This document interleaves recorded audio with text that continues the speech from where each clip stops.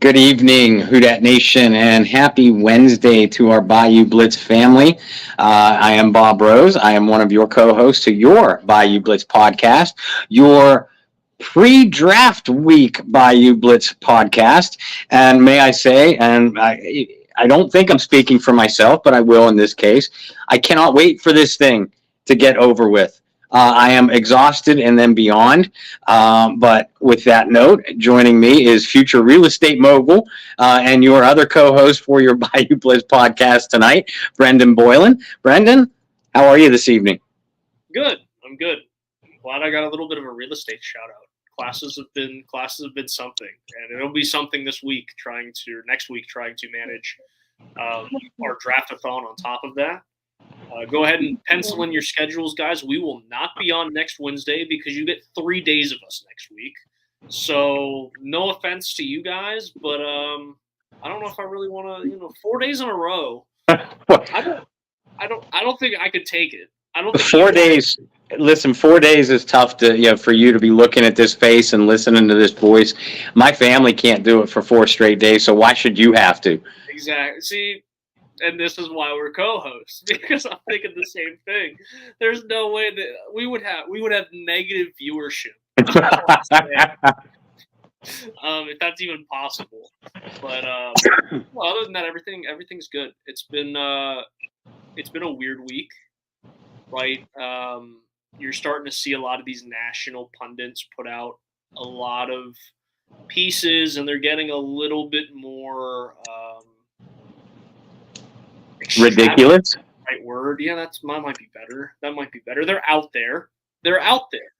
A lot more mock trades and this and that.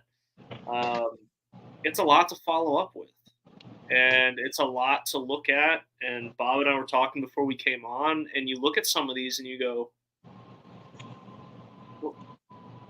why do these people get paid the type of money they get paid to write this stuff? Like, it's not logical. It doesn't make sense. And then you realize, because they can do whatever they want. That's why. And you guys, and that might be my biggest advice from here until next Thursday, or the next 8 days. These mock drafts that you're going to read are not realistic mock drafts. They're mock drafts that are played out in whatever world exists in these people's heads. Yeah. And some of that's like a knock on people, and some of that's not, because as writers, to have the freedom to do something a little out of the box and do something that is fun and different. Like, sometimes you need that to get out of just the everyday monotonous grind of releasing work. But when all of your mock drafts are like that, it's like, just give me one realistic one. Mm-hmm. Like, just one. And then you realize, and with some of these people, you go through and you go, like, this isn't like breaking the monotonous, like, never-ending cycle of putting out content. This is all of your content. Like, all of your content exists in your own little world. And so with that, Bob, I want to go into the one we were talking about off air.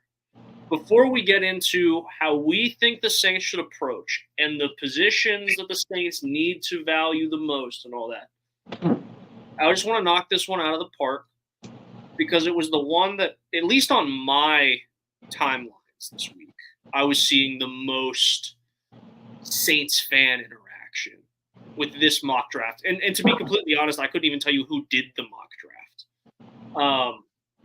But the mock draft was the Saints trading 14 for picks 33 and 39 to the Carolina Panthers, so the Panthers could trade up and draft Brock Bowers. Couple problems with that, Bob. The first being, I don't know a GM in their right mind that surrenders their first-round pick to not receive a first-round pick back, whether that be within the same draft or a first-round pick in the following year. I don't know of a trade or a GM where that has ever happened. Now, you may be sitting there and go, Brendan, but you're getting 2 seconds. And there's a lot of GMs where it's like, how many picks can you get in the top 100? Okay, great. Mm-hmm. Well, the Saints have a second-round pick, courtesy of Denver. They have lots of needs, but why would you surrender a top 15 pick? Like, that doesn't make sense. Second problem with that, Bob, is if you were to ever make a move like that, it would never, ever, ever be to a team within your own division. So I gave that mock draft like 0 credibility. Mm-hmm. That's never going to happen. Am I saying that the Saints wouldn't trade 14? I'm not saying that they wouldn't. I'm saying they would never trade 14 to the Carolina Panthers to not receive a first-round pick back. And that whole little monologue I had there about mock drafts existing in other people's minds in their own made-up worlds, like, that's a prime example of them, and those are the ones where you guys can't take validity in them. And mock drafts are mock drafts for a reason. You shouldn't take much validity in any mock draft, but especially those. You should not sit there and be like, oh, okay, that's a realistic situation. If you want to find the realistic situations, go read Bob's work, read John Hendrick's work, Thank you. and Kyle T. Mosley, or your preferred local New Orleans writer. That's where you're going to find the stuff that has a little bit of validity, is a realistic situation that could happen. But some of this national stuff is outrageous. Bob, I'm sure you have another mock draft or two, or a couple articles that you've seen come to mind.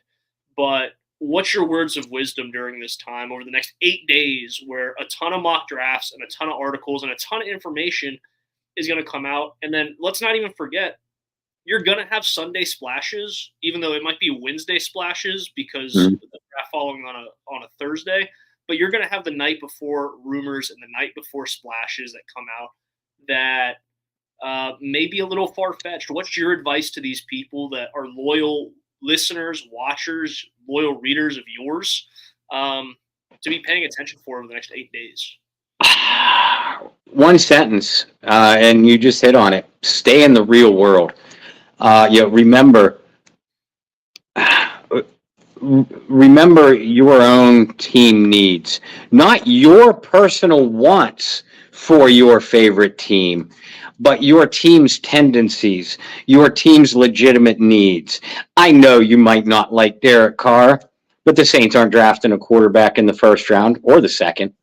I know you miss Michael Thomas, and you might be in love with Brock Bowers, but the Saints have much larger needs at offensive tackle.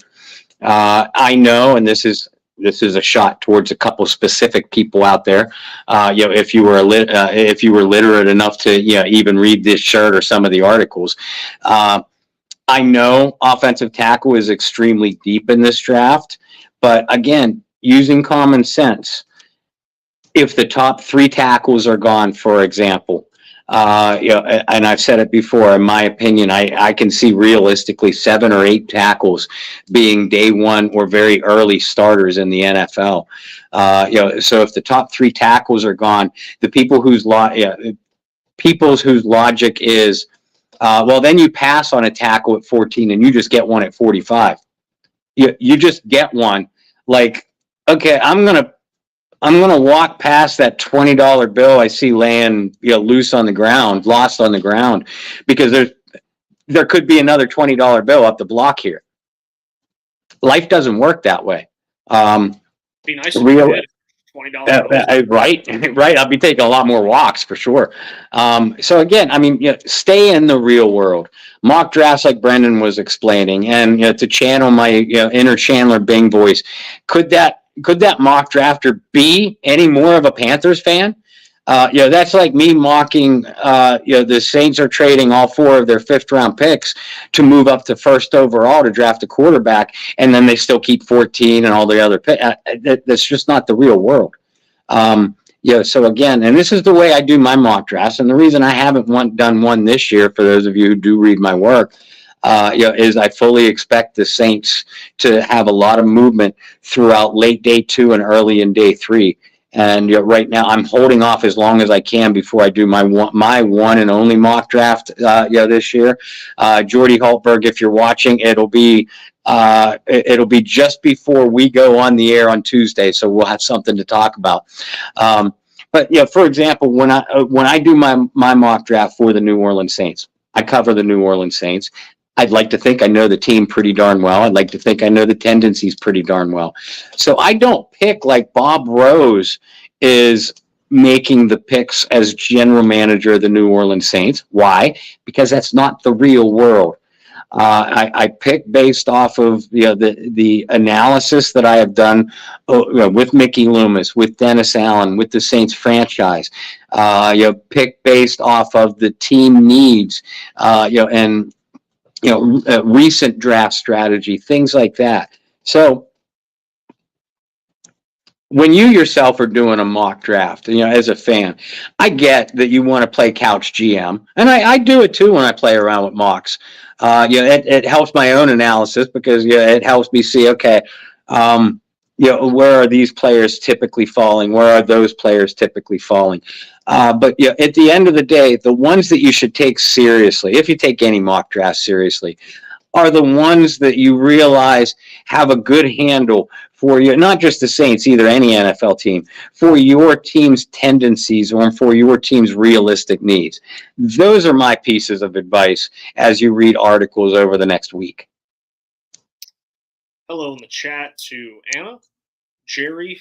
Jerry, no need to apologize for being late. Listen, we're just happy you're here, right?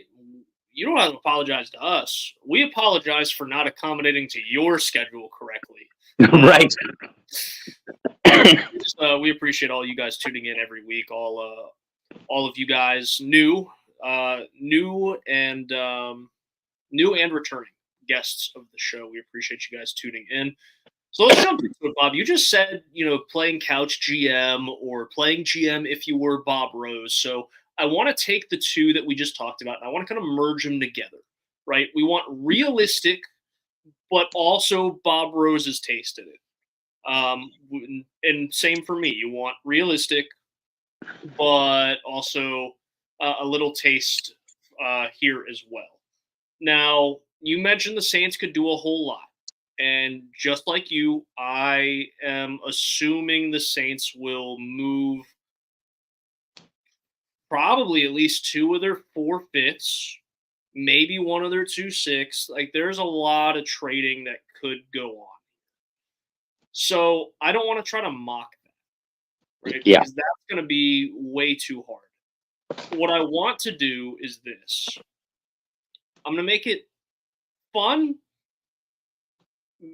and maybe a little bit easier than you expected, which is odd because I like to make life challenging for you, Bob. But we're going to do this. The Saints are going to keep 14. They're going to keep 45. And we're going to give the Saints some pick in late round 3. All right? We're just going to mock that the Saints make a trade to get into the 3rd round and have 2 day 2 picks. Rewinding back to about 2 weeks ago when I referenced the Adam Troutman trade, we're assuming something like that happens late in the day. So, Bob, 14 is certainly not a pick where it's a for sure or done deal because there's a lot of tackles that could come off the board before. There's a lot of tackles that come off the board after. Tackle seems to be the type of position the Saints are looking for there. Put the GM cap on. GM of the New Orleans Saints, Bob Rose. Don't get used to hearing that, folks, at home. if Bob ever becomes the GM of the New Orleans Saints, all I can say is I better have a job in the front office. I better be in the war room with you. But GM Bob Rose, the Saints are on the clock at 14, and you can have your pick of anybody. Who are you taking, and why? Anybody I want is still on the board, hypothetically. Yes? Yeah. Okay. Well, let's keep it within reason, though. Sure, Caleb sure. Williams did not fall to 14. Even if he did, I wouldn't take him, but that's another story for another day. If all the offensive tackles are still on the board at 14, I am sprinting with Usain Bolt type of speed up to the podium, to get Olu Fashanu from Penn State as a New Orleans Saint. There's a lot of tackles I love. There's 5 tackles. Any one of 5 tackles I would love to have. And as I said before, I honestly think that there are 6 to 8 tackles that will be very early starters in their NFL career. But in my opinion, Olu Fashanu is the most finished product of all the tackles that I've scouted. And folks, I hate scouting offensive linemen. I'd like to think that I have a gift for watching a player's, any athlete's feet, their footwork, and their body technique. But offensive line, frankly, is a little bit boring. It's important, but it's boring. But Olu Fashanu is the most finished product I have seen in this tackle class. He is a potentially elite pass blocker. He is big. He is strong. I'd like to see him be a lot more physical in the running game, but I think that could be coached up. What cannot be coached up is his natural agility, his natural technique, and his natural ability to slide, the footwork. Quickness and speed are things that you can't teach. You can't coach. You can enhance, but you can't give it.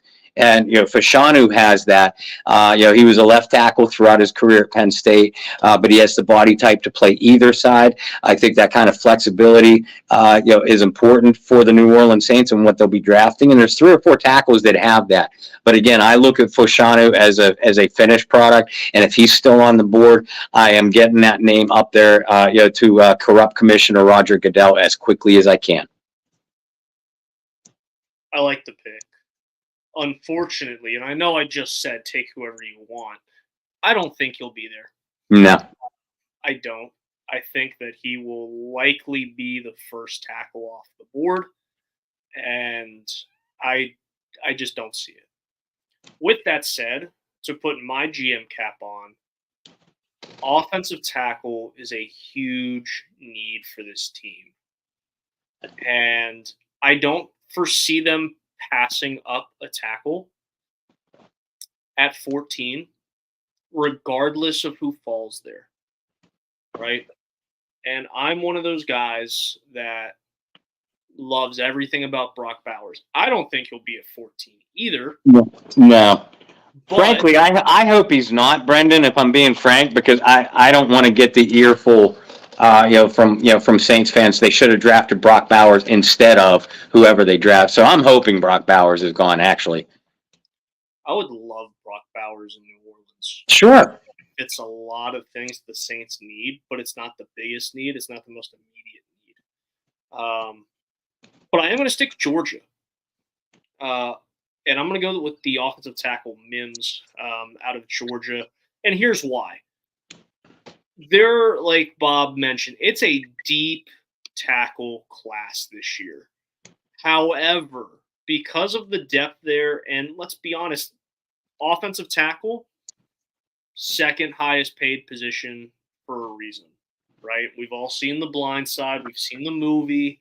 We can go and roll the tape of Lawrence Taylor on Joe Theismann all those years ago. You know why it's an important position. Even more so for the Saints this year, because let's remind you, Ryan Ramczyk may or may not have a knee. We're not really sure.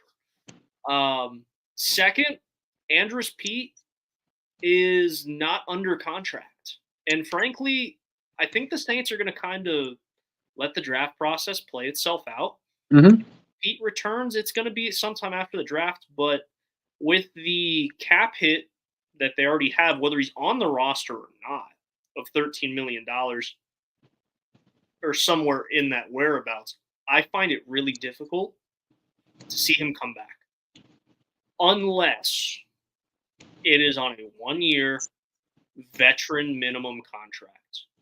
But Bob, I said, here's the Brendan hat, right? Here's the GM hat. And let's be honest, if we're both wearing our GM hats,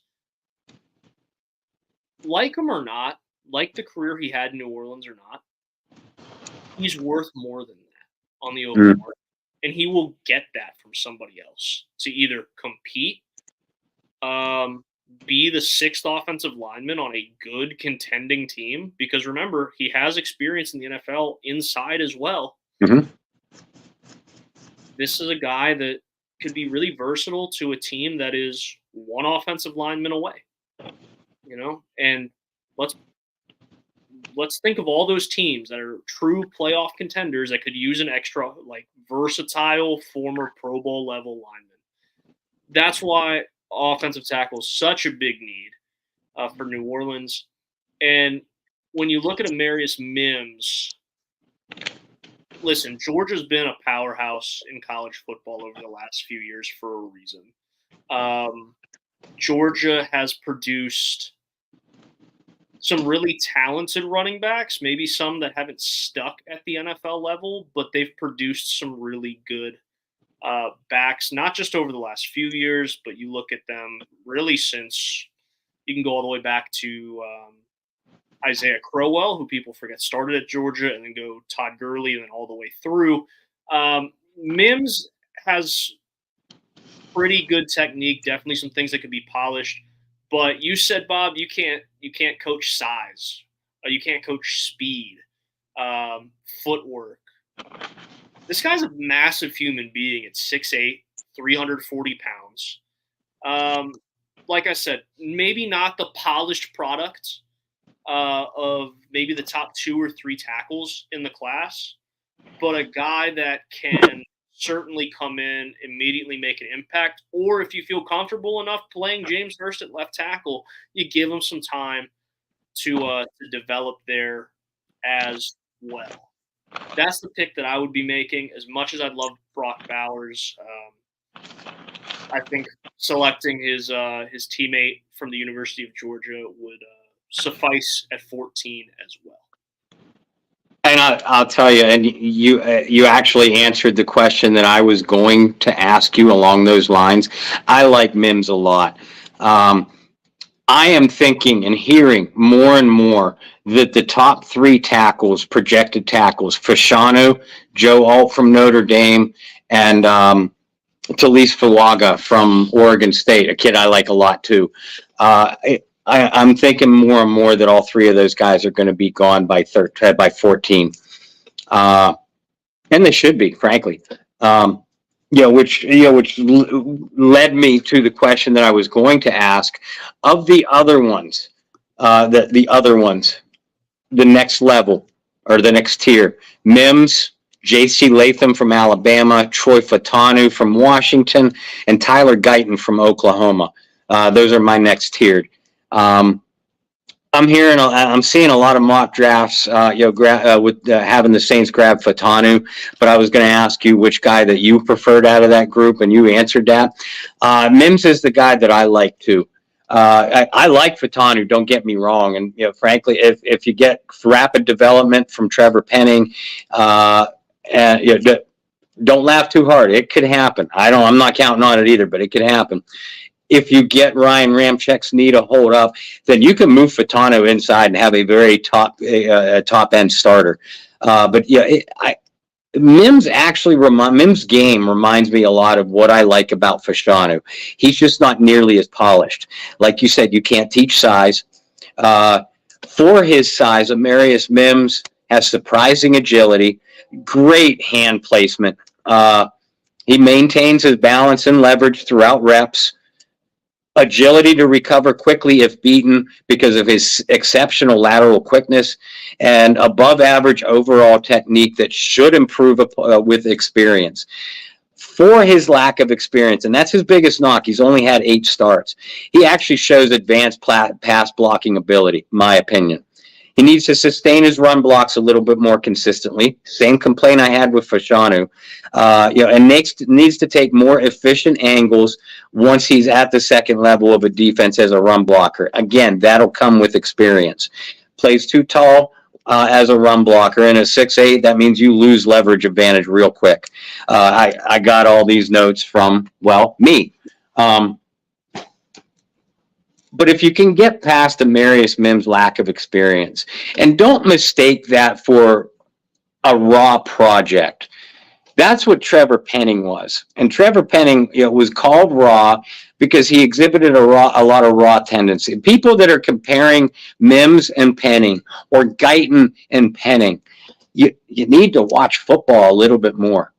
Penning was raw because he never developed certain aspects of his game, which was at a lower level of competition.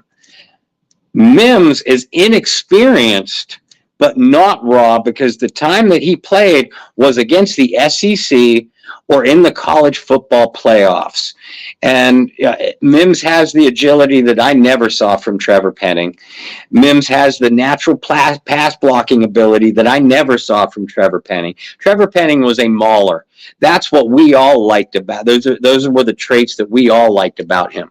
Mims is just a big guy who can pancake you, but is real light on his feet and is going to keep your quarterback upright. I like Mims a lot. And of the second tier, Mims, Guyton, Latham, and Fatanu, and I would take any of them on the Saints. But if I have my choice of any of those guys and the top 3 were gone, I agree with you. I would take Mims very slightly over Guyton. I like my Georgia boys. Just like the Saints have an Ohio State pipeline, I have a special spot for the University of Georgia, which is weird because I'm a big North Carolina, South Carolina school guy. But Georgia just produces really good talent, and they have for a long time. Move to 45, a spot where the Saints could go a lot of different directions, Bob. They could go receiver. They could go defensive tackle. They could go linebacker. Like, there's a lot of spots. And we touched on this the other day. What are if tackle is far and away the number 1 need, what is the number 2 need for New Orleans? We had some that we agreed on, some that you saw as more important or I saw as more important. So I asked you at 45. Again, say the board plays out however you want it to play out, so you could take anyone within that realm. What position are you prioritizing, and who are you selecting? Those are actually 2 vastly different things with me. If a singular player is on the board by the name of T'Vondre Sweat, a defensive tackle from Texas, that's the guy that I pick, because Sweat is a monster of a man. He's gonna tie up several blockers, at least 2, just by his mere presence. And then his power to push a pass pocket, his mass to clog interior running lanes. You're not going to be able to run inside against the New Orleans Saints with Sweat on the field. And his ability to push pass pocket and tie up blockers are going to free up one-on-one opportunities for Brian Brisset, Chase Young, Cam Jordan, Carl Granderson, Isaiah Foskey, etc. It's going to open up blitzers on the outside because you're not going to have that extra blocker available to pick up an extra rusher if Dennis Allen or Joe Woods sends one. Now, with Sweat, similar to a guy like Vita Vea, or if you want to jump back a few years, almost a generation now, a guy like Sam Adams or Tony Saragusa, just that big giant space eater. You're only going to get realistically an average of about 25 snaps a game from him. You're going to take him off the field in obvious passing situations, things like that. But for an early down or a 2-down defender, he is going to make your entire defense better. And you have the pass rushers. And if you're in obvious passing situations, presumably you hope anyway that you solved your edge rushing problem or at least stymied it. With the signing of Chase Young and a hopefully healthy Cam Jordan. So yeah, if a singular player is on the board and that player is T'Vondre Sweat, I am taking that. If he's not, there are other defensive tackles I like in this draft, but not at 45 because they're different caliber of players than what Sweat can add. They're more a Brian Bresee type, and I think you can get that later in the draft. So if Sweat is gone, if it's me, I am taking either the best wide receiver on the board or I'm looking hard at safety. And if a guy like Jaden Hicks from Washington State, I know not a flashy name, but this kid can play. If a guy like Jaden Hicks from Washington State or Jordan Howden's teammate at Minnesota, Tyler Nubin, either one of those guys are on the board at safety at 45, I may take them. If not, then I'm looking hard at wide receiver. And if a guy like Keon Coleman is there, or I love Roma Dunze's teammates at Washington, Jalen Polk, Jalen McMillan, those guys are worth a second round pick, especially Polk. If he's still on the board, considering one of those guys. So yeah, I mean, if I know people like Xavier Legette, from South Carolina, I could see the argument for him. Jermaine Burton from Alabama, kid. I was surprised at how much I liked him when I broke down his film. So yeah, I mean, if Sweat is there, I gave you my reasons for Sweat.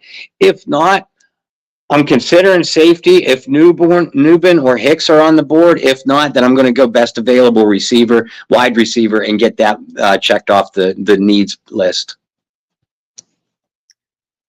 I'm with you on Sweat, and tell me if I sound like a broken record today. But that's another guy that I don't think makes it to 45. And that's just because, while I think it's undervalued, in terms of like game-changing, game-altering interior guys compared to how much it was valued a decade ago. Mm-hmm. I still think somebody throws on that tape or one scout's just like, guys, listen, you gotta take this guy. I think he'll be somewhere in the say late 30s, mid to late 30s is where I see him going. And I guess that would be good if the Saints took that proposed trade from Carolina for those 2 picks there in the 30s. Right. Just kidding. 45. You brought his name up, and for me, I don't think receivers like the largest need in the world for the Saints. I could easily see this team do what they did last year and bring in a ton of guys to compete. And we saw them pick up one of the St. Browns recently as well. Good signing, by the way. Yeah, not a bad signing at all. But I really like Xavier Legette, and here's why. The Saints lost Mike Thomas. They lost arguably the only guy on the roster that was a big-bodied, physical receiver. Now, A.T. Perry's still there in New Orleans, and Bob, if you guys need to know how much Bob loves certain prospects, like just go. It had to have been all of day 3 last year. It started in day 2. Remember, I had A.T. Perry mocked to the Saints in my mock draft last year, one of 5 picks I got right. But I had him going to the Saints in round 3. So I was talking about A.T. Perry since the beginning of our day 2 coverage last year. So if you guys want to just torture yourselves and watch day 2 and day 3 coverage of last year's draft, it's somewhere on YouTube. That's how much Bob liked A.T. Perry, and I just said it, right? I just got done saying I have a soft spot for North Carolina college kids, and A.T. Perry going to Wake Forest, which is not the most respected football school in the ACC, produced well, a little bit of a later bloomer. but I still think he has a lot of potential. Leggett, kind of same story, right?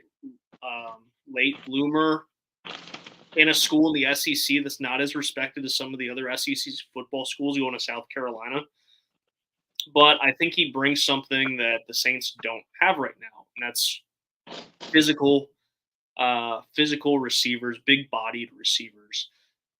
I would like that pick there.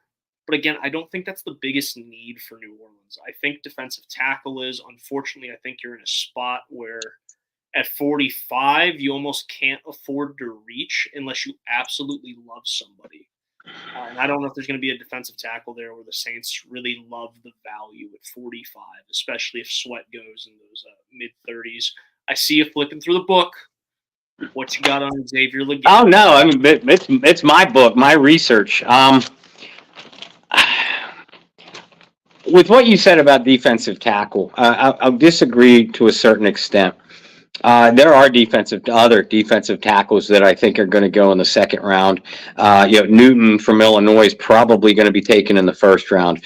But you're talking about Byron Murphy, Sweat's Texas teammate. Rook Ohorahoro, and I doubt I said that name right. Clemson kid, Bressee's teammate. He'll probably go in the second round. Chris Jenkins from Michigan, a guy I really like too. If Sweat isn't there at 45 and Chris Jenkins is, I think I might take Chris Jenkins too. He doesn't have Sweat's size, but he has Sweat's ability to clog running lanes, shut down that interior run, and strength to push a pass pocket. So there are other defensive tackles that I know or at least believe are going to go in the second round. Byron Murphy, too much like Brissy. Rook, very similar player to Brissy. I would like to see more of a power guy, a Malcolm Brown type of guy, a Vita Vea type of guy, and those are the type of players that I think Dennis Allen would like to see in the center of his defense. And if I'm Dennis Allen, I would like to see it. Certainly like to see in the center of that defense, and that's Sweat, Chris Jenkins, or if you do want to and this would be a reach in the second round. Christian Boyd from northern Iowa. Defensive tackle, if Sweat or Jenkins aren't the pick at 45, I think a big-bodied defensive tackle is something you can get later on with one of those fifth-round picks, for instance, if you keep them. Kind of where you're going, where if a certain player isn't there at 45, then you wait and address the position later. Well, let's go ahead and talk about it since we're there at 45. You kind of mentioned safety. There's a couple safeties that could potentially fall there into like the 40s and 50s. Do you feel like there's too much of a drop-off in quality at that position to where if the Saints traded into back into day 2 from day 3, late in the third round, that they couldn't get a quality safety there? Like, I guess what I'm asking is, we kind of talked about that separation in talent at defensive tackle. Do you see the same separation in talent at safety, or do you think safety is a little deeper or not as deep as defensive tackle? I'll be honest, I don't care for this safety class at all. There are like 5 players that I think that I've watched that I believe could have a pretty early impact for an NFL defense if used correctly. And none of them are first round picks. Cooper DeJean from Iowa stands a pretty good chance of being drafted in the first. Some have him listed at corner, some as safety. I think he'll ultimately be a safety. DeJean has the Jeremy Chin syndrome going on. He does a little bit of everything, but is not really, in my opinion, not really spectacular at any one thing. So, assuming DeJean is gone, and if you have him listed as your top-rated safety, then it all depends on system fit after that. Do you like do you like Jaden Hicks for your system? Do you like Tyler Nubin, Bo Braid from Maryland, Kinchins from Miami?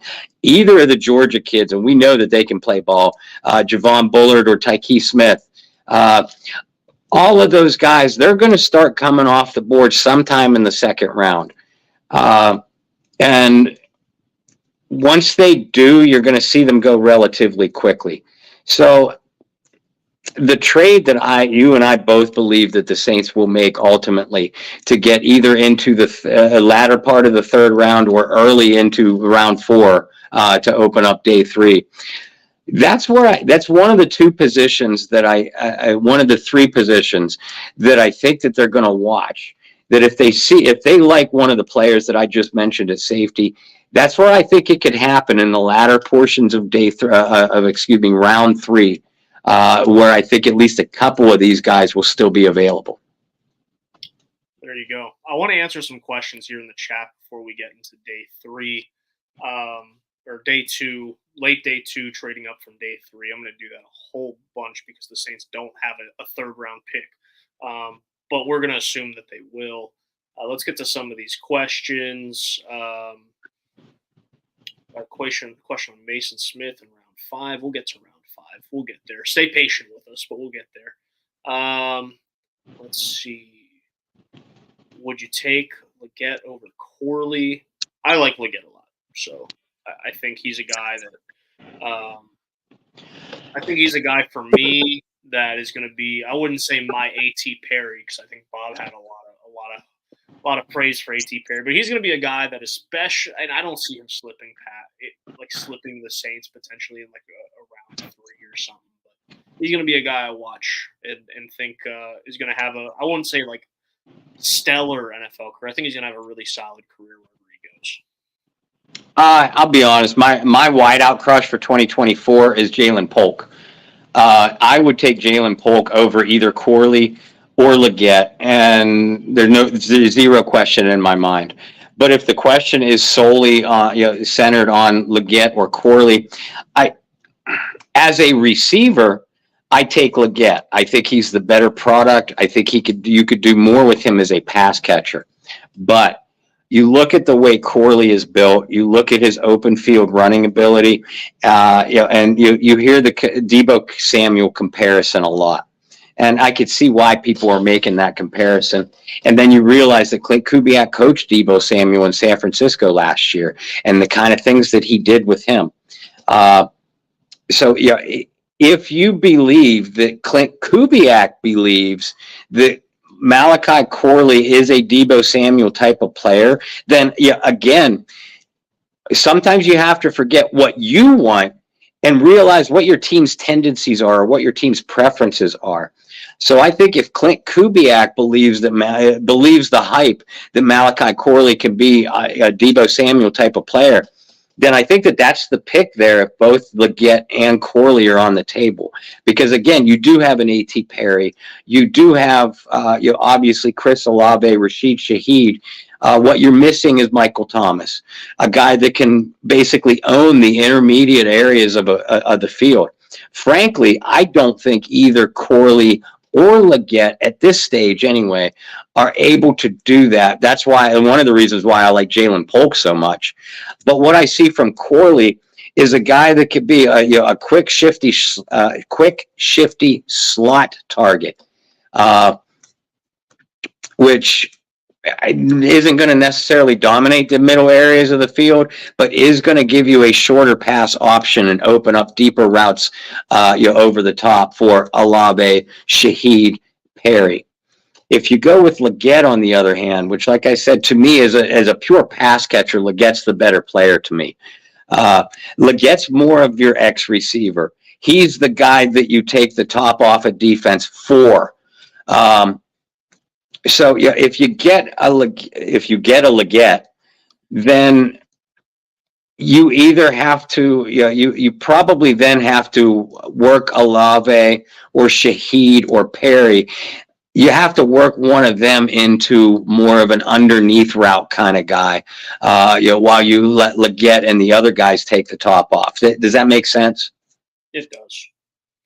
It does. Let's see. People saying we do need a physical chain mover.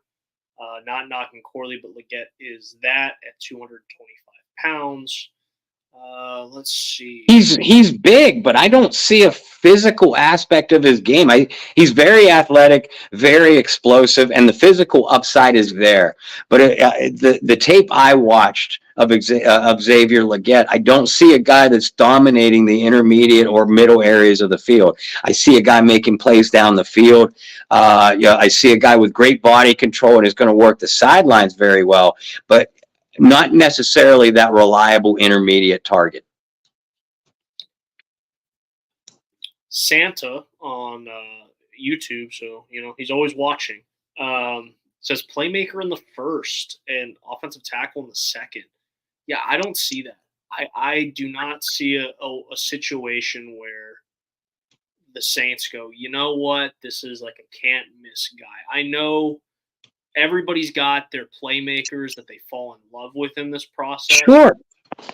But there's such a overwhelming need at tackle. Like, I do not see a situation where that happens. With that said, maybe my favorite question so far is, what are the odds the Saints move back for the first time in a long time?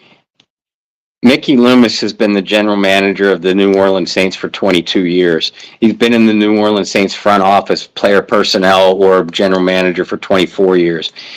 In that time, the Saints have never, not one time, traded back in the first round. I realize there's a first time for everything, but I wouldn't bet on it. Would it make sense?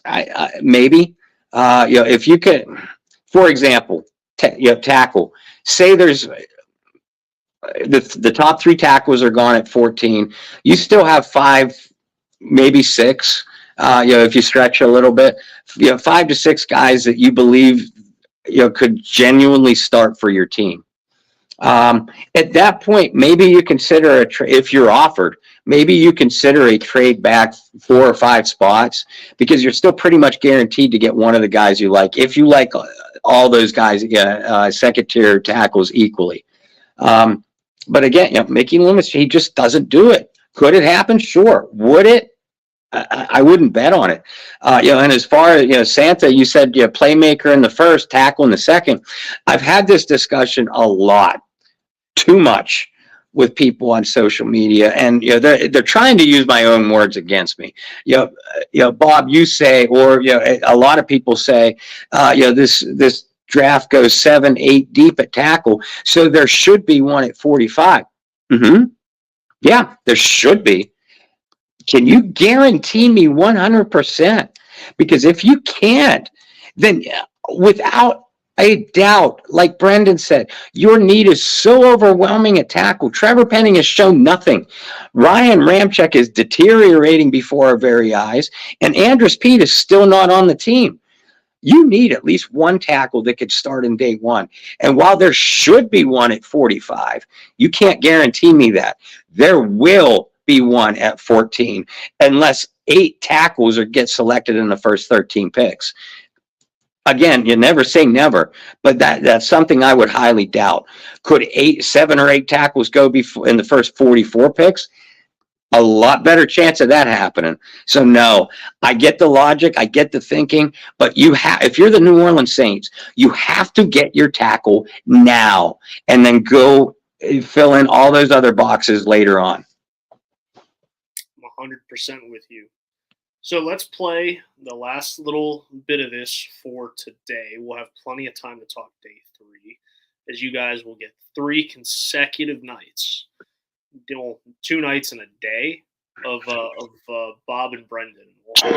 We'll have our weird lists. Bob did a really good job last year of keeping track of like made up words. Where we say Eno Benjamin references. That one still hurts a little bit that he got hurt. But we'll have all of our weird stuff. We'll have our coffee going. We'll have our snacks. That might be. We're gonna have to keep up with that. How many did we keep up with cups of coffee last year, or pots of coffee? I think I was multiple pots. I don't know if you were keeping track of cups, but I was 5 pots by the time we hit day 3. That's a lot of coffee. It is a lot. That's a lot of coffee. You know what? I think I can find us a coffee sponsor this year too. I'll see 8 days. I bet I could get some people to ship you up a bag. I bet I could. I'm gonna try. But let's talk about if not. I don't really think it's an if. We have to say if right now. I don't think it's going to be a long-term if, but we're going to project that the Saints get back into the third round, later into the third round. Bob, with that, who would you be targeting in late day 2 if you're the New Orleans Saints and you see the opportunity to trade up? Who are you trading up to go get? I mentioned his name. I think he's going to go in the second round. But if Jalen Polk, the Washington wide receiver, the other Washington wide receiver, slips a little bit, I'm jumping on him. If not him, another guy I really like, his Huskies teammate, the other forgotten Husky receiver, Jalen McMillan, more of a slot specialist, but again, not a physical guy. Polk is a physical guy, can leap out of the building, but can also get deep. Jalen McMillan is a guy that's going to take a wide receiver screen and weave through the defenses for a 70-yard touchdown, or catch a quick pass out of the slot, over the middle from Derek Carr and turn a 5-yard gain into a 18-yard gain and a big first down. He is that type of player. So say Sweat is off the board, and I get my safety in round 2, Hicks, Nubin, whoever. I'm going to then package my picks and trade up for one of my Washington wide receiver crushes. Jalen Polk, certainly, if he's still there. If not, Jalen McMillan. Again, I realize McMillan wouldn't fill that physical receiver that the Saints need, but he would check off the box of a legitimate slot specialist. People are going to absolutely hate me for this. Absolutely hate me because I can hear the comparisons in my ear now. Didn't Dennis Allen say the other day, or make some sort of hint the other day, about like the Saints were looking at tight ends to improve the tight end position via the draft? He did. Okay, great. At the same time, all jokes aside, I guess I should trust and listen to what Dennis Allen has to say when he's speaking to us, the media, when he actually comes through and follows up on what he promises. But I already made the reference to the pipeline once. It's a raw talent. It's a pick that not everybody's gonna love, but what the heck? We can live in my little world, and it's somewhat realistic.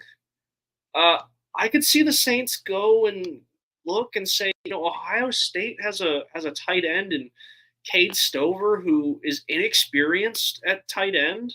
I like Cade a lot, but is converted from being an edge rusher. Yeah. Caught 5 touchdowns last year. I think 400 yards as a junior, over 500 yards as a senior, playing in a pro-style offense, and a guy who could fill a need for New Orleans. Now, you guys might be sitting there, but Brendan, they got Juwan Johnson as a pass catcher.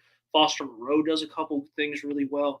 Yes, but I could see Cade Stover being the guy that, how do I put this? Juwan's not going to block anybody, right? Converted wideout. I could see Stover being a traditional, lunch pail type of tight end in the league for a handful of years. You don't want to go so far to jump out and compare him to a future Hall of Famer or anything. But when I say lunch pail, a guy with quality hands that could still do some damage in line for you, I'm thinking guys like Heath Miller had a really long career as a guy who could do both. Yeah. Right?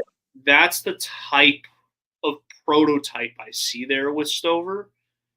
So I'm not saying trade all of day 3 to move into day 2 to get him. Hey, they did it with Adam Troutman. That was kind of the thing I was saying. Like, people are going to hate me because they're going to immediately say, well, what happened with Adam Troutman? And I really liked the Troutman pick at the time, too. But this is a different coaching staff. This is going to be a different style offense. And I think Stover kind of fits this Kubiak style better than any other tight end that's on the roster right now. So that's my joker. That's my wild card pick. The Saints trade to get Stover. Here you go, Bob. You give me your analysis. You tell me if this sounds like a New Orleans Saint from fairly recent memory. Size aside, Cade Stover, 6'4", 247, and yeah, the guy that this might sound like was just a tad, okay, a lot bigger. Cade Stover, former basketball player in high school. Very physical in high traffic goal line situations, but he has sure hands and attacks the ball on contested catches. Comes off the line into his route with authority, but he's also fast enough to be a matchup problem for linebackers down the field. After the ball's in his hands, he attacks tacklers, to power for extra yards with decent open field elusiveness. The downside, he's still relatively inexperienced at the position, as you said, and will take a year or so to really develop, into a more intricate offensive system. Because of that inexperience, he tends to round off his breaks a little bit, and he's not nearly physical enough as a blocker. Does that sound like anybody that used to wear number 80 for the New Orleans Saints? That's high praise. That's high praise. I will say this, though, not a knock on Jimmy, because we all love Jimmy. Never appeared to ever care to learn how to block. No, he didn't. At all. I could see Cade being a guy who learns to care, to be reliable might not be the right word, but serviceable as a blocker. And I see some of the comments already killing me. You're right. Nobody wants another converted tight end. So Not's a better blocker and just as good, if not better, as a receiving threat. The latter part I disagree with. The first part, absolutely. Sanat. Stover is a more advanced receiver at this stage, I think, based off of the film that I've watched of the two players. But I could see Ben Sinnott as a New Orleans Saint without a doubt. I could see that being a pick too. I could see Clint Kubiak falling in love with Theo Johnson as well, a guy I really, really like at tight end. So no, it wouldn't surprise me at all if if a potential trade of multiple day 3 picks into early 4th round, late 3rd round, if it is for a tight end, and you folks that want a physical pass catcher, and Brandon and I have said it before, that's why we word it that way, because that doesn't necessarily mean wide receiver. You get a Cade Stover, you get a Ben Sinnott, you get a Theo Johnson, you check off that physical pass catcher box, and you can get a slot specialist to fill out your wideout depth chart even later on in the draft. And we know the Saints have had a ton of success with later draft picks or undrafted wide receivers. Absolutely. And yeah, I think and we'll talk about St. Brown, I'm sure, during the draft too. But that was a signing I didn't foresee coming, but one that is very welcomed. Mm-hmm. There's a lot there that the Saints could work with, and I'll go ahead and get the references out now because we'll make references during draft day, or at least I will too. Is like you already know the Saints are going to bring back familiar faces into camp. Keith Kirkwood going to be a guy. Lynn Bowden is still a guy that I could see the Saints, bring back into camp, right? Like you're going to have those guys competing, but I still don't think it hurts to bring in a bigger bodied pass catcher, as we keep calling it.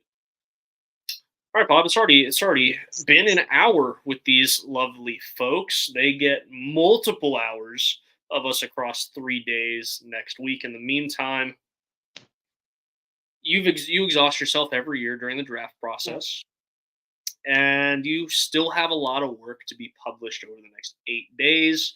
So for the sicko brigade that cannot get enough of the New Orleans Saints and mock drafts, where can people follow you and your wonderful work during the most wonderful time of the year to be an analyst for an NFL franchise? Listen. Every year I've done this. I've called the NFL draft Christmas in April, and that's basically what it is for NFL teams and frankly NFL fans. For those of you who have followed my work for all those years, I appreciate you, and nothing but love for you. If you're a new follower, just as much love for you. Whether you like or dislike my quality of work, I will work my tail off, and I do it for you. I do it because it's fun too, but each year, frankly, it gets a little less fun for a couple reasons that I can discuss off the air. But so far, I've published 43 articles that are draft profiles solely. And as Brendan said, we have another week, so I'm trying to do at least 2 pieces. Some of those pieces contain multiple players per day. So tune in for that. I'll give you my one and only mock draft, my personal mock draft early next week. But Ross Jackson, John Hendricks, they're giving you mock drafts as well. Kyle T. Mosley as well. And all of us can be followed at the Saints News Network, at Saints News on Twitter, Saints News Network on Facebook. I publish my pieces as well as our show links on my personal pages, which is Bob Rose on Facebook and at Bobby R 2613 over on Twitter. And please, oh please, do not forget. If you already do, thank you. And if you don't, go over and click right now at Bayou Blitz Pod on Twitter, or simply Bayou Blitz Facebook group. Both of those, we're going to be streaming our shows live through those groups, and we're waiting on an official announcement, a big official announcement regarding the Bayou Blitz. If and when that comes, there will be content available only for Bayou Blitz subscribers going forward. So if you're already a member, thank you.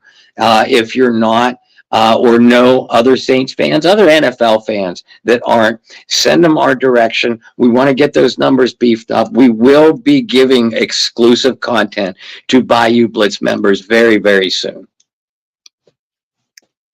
For myself, you can follow me virtually everywhere at BT Boylan. You can follow the podcast on the artist formerly known as Twitter, at Bayou Blitz Pod.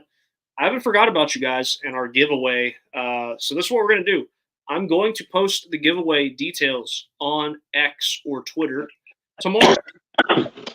Now, the only thing you got to do is follow those steps. And then here's the biggest catch. You have to be in the stream live on Thursday night when the Saints pick, or right thereafter, to claim your prize. So if I select you as the winner of the Super Bowl 44 Drew Brees Funko Pop, and you are not in the stream available to comment to claim your prize, it's going to the next person. So there's the catch. If you want the Funko, you got to hang out with us. But make sure you follow those entry rules on Twitter, and make sure you're here hanging out with us when the Saints make the 14th overall selection on Thursday night. And maybe it's not the 14th overall selection.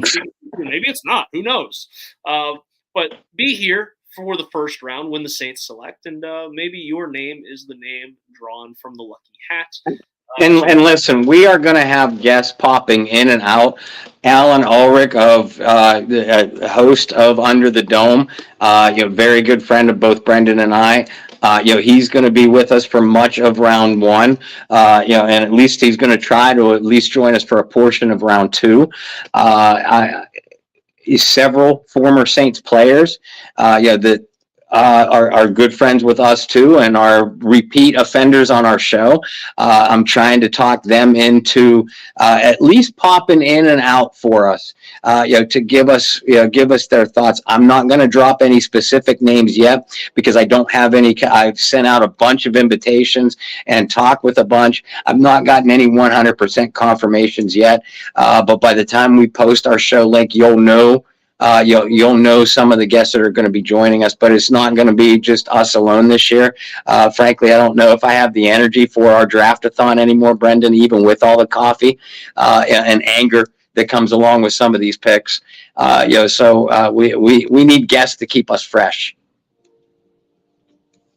Tell me you're old without telling me you're old. That was it right there.